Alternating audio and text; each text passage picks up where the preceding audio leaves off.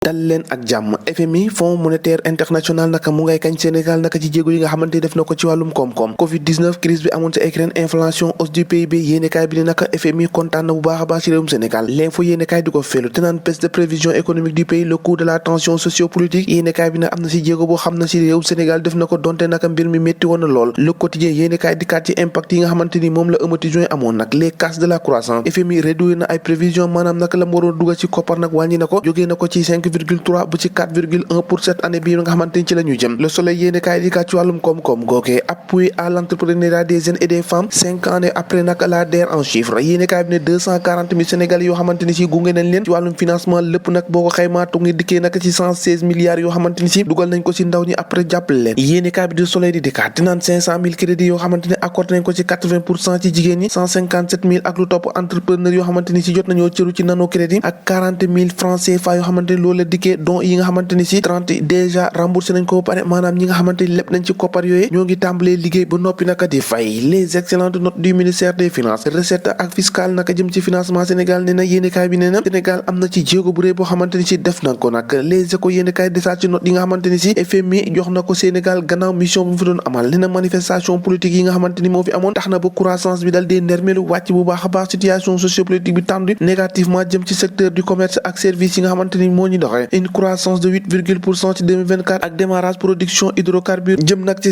6% ñu bàyyi loolee te wax naka ci li nga xamante ni moo di wàllum politique choix bu candidat Benno Bokk Yaakaar Macky Sall réservé na primeur au leader de Benno Bokk Yaakaar ni ki lëkk bu 16h jotee nee na ndaje boobee mun nañ koo yaatal naka ci candidat yi nga xamante ni si dañoo doon ci ñi nga xamante ni si dañoo fësal seen candidat ci élection yi ñu dem ñi nga xamante ni si dañoo beru fépp naka ñoom am na ay poste de responsabilité yoo xamante ni si war nañ koo limoger laataa rek ñuy fësal li nga xamante ni si moo di seen bëgg-bëgg ci wàllum élection boobee fi mu ne ni nag yéenekaay bi ne Benno Bokk Yaakaar daanaka booy xool nag ab oto la boo xamante ne amul benn chauffeur ci boobee jamono nag lii quotidien xëy na fësal naka 12 ans à la tête du Sénégal Mountaga Sy moo ngay décliner bilan Macky Sall ci 6 piliers nag yéenekaay bi ne Macky Sall moom tabax na Sénégal résultat yu xamante ni si daanaka kenn doo ko natable Doing Business Sénégal nag le top 10 des meilleurs réformateurs du monde ci diggante 2014 ak 2021 ab bonne tenue nag jëm ci compte public nag ak relation nag moo di sa le Sénégal croissance bi nga xamante ne am na ko régulier dans le monde ci fukki at yi nga xamante ni ci la ñu génn meilleur élève nag de la classe de bonne gouvernance depuis 12 ans yéenekaay bi naka xëy na koo fësal ne Macky Sall nag leneen lañ mën ta wax rek waaye tabax na mu Sénégal Mountaga Sy moo ni àddoo ñu àddu leneen yem ci bés bi le jour nag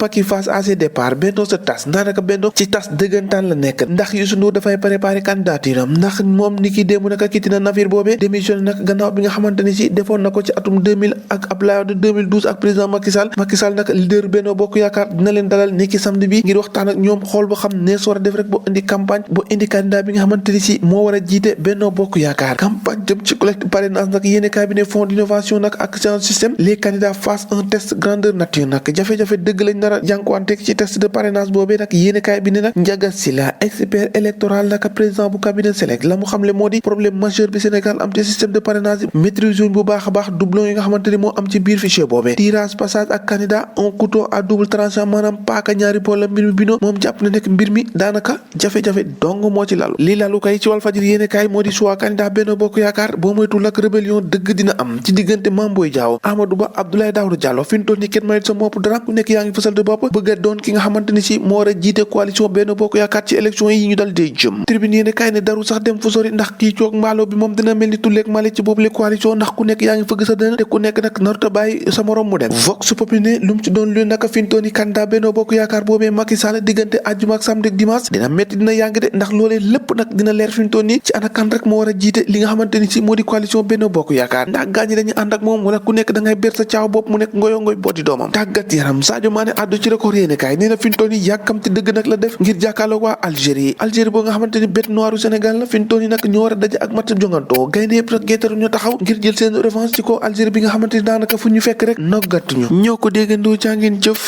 ba ëllëg